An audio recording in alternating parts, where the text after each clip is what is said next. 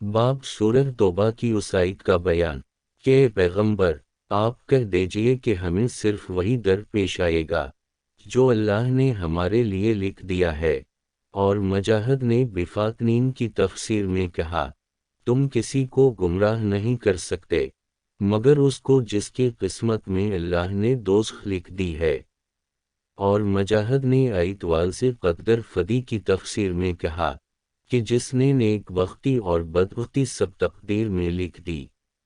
اور جس نے جانوروں کو ان کی چراگاہ بتائی۔ 6619 مجھ سے اسحاق بن ابراہیم حنظلی نے بیان کیا، انہوں نے کہا مجھے کونفر نے خبر دی، انہوں نے کہا ہم سے داؤد بن ابی الفرات نے بیان کیا، ان سے عبداللہ بن بریدہ نے بیان کیا، ان سے یحییٰ بن یامر نے بیان کیا، اور انہیں عائشہ رضی اللہ عنہا نے خبر دی کہ انہوں نے رسول اللہ سے طاعون کے متعلق پوچھا تو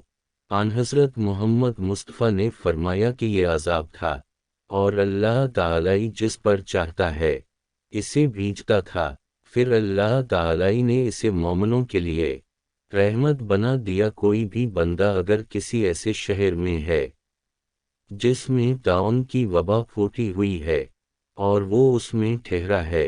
اور اس شہر سے بھاگا نہیں، صبر کیے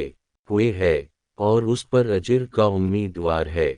اور یقین رکھتا ہے کہ اس تک صرف وہی چیز پہنچ سکتی ہے